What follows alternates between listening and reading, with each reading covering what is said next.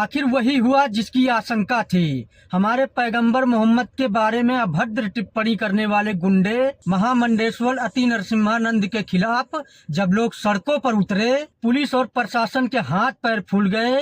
रात के 3 बजे हजारों लोग मुरादाबाद की सड़कों पर उतर आए। आजाद नगर से लेकर शहर इमाम के घर तक 5 किलोमीटर लंबा जाम लग गया।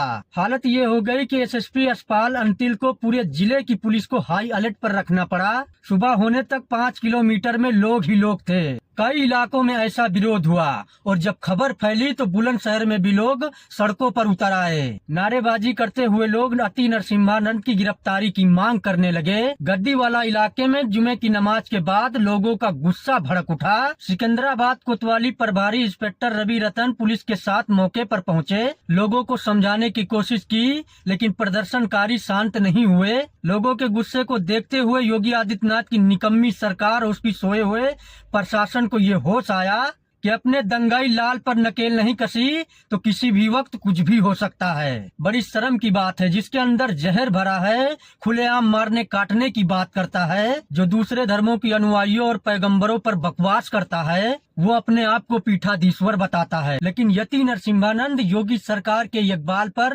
देश में एक काले धब्बे और मानवता के नाम पर कलंक बन चुका है। एक दंगाई और लोकतंत्र पर बैठा हुआ एक नासूर। उसको बचाने के लिए उत्तर प्रदेश की पुलिस रात भर जागती रही। कई जिलों में एसएसपी सड़कों पर निकले और संवेदनशील इलाकों में फ्लैग मार्च करते रहे। तनाव इतना ज्यादा है कि पैगंबर मोहम्मद साहब पर कीचड़ उछालने वाला गिद्ध नरसिम्हानंद की गिरफ्तारी को लेकर पश्चिमी यूपी में लगातार प्रदर्शन हो रहे हैं। इलाके को हाई अलर्ट पर रखा गया है। दरअसल यति नरसिम्हानंद ने पैगंबर मोहम्मद साहब को लेकर बयान ऐसा दिया था कि गंजेड़ी, भंगेड़ी, पियक्कड़, शराबी कोई भी ऐसा नहीं बोल सकता। और वो बयान मैंने कई बार सुना है और वो बयान मैं जानबूझकर आप लोगों के सामने नहीं रख रहा हूँ, क्योंकि एक छिछोरे की गंदी नाली की बजबजाती हुई सोच को ज्यादा महत्व नहीं देते। लेकिन एक बात तो तय है, यति नरसिम्हानंद की जुबान से वो बात ऐसे ही नहीं निकली थी और ना ही कोई गलती हुई थी पैगंबर मोहम्मद साहब को लेकर, और ना ही जुबान फिसली थी। जानबूझकर बनाई गई योजना के साथ यति नरसिम्हानंद पैगंबर मोहम्मद साहब के बारे में आपत्तिजनक और घटिया शब्दों का इस्तेमाल कर रहा था।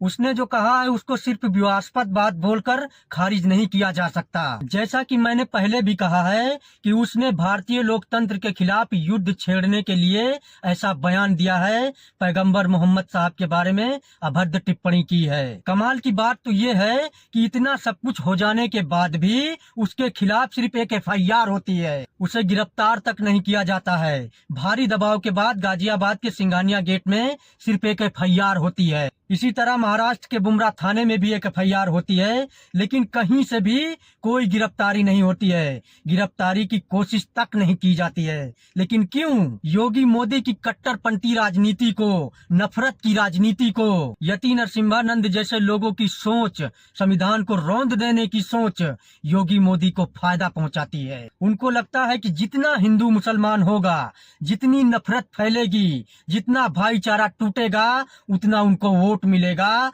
उनको फायदा होगा।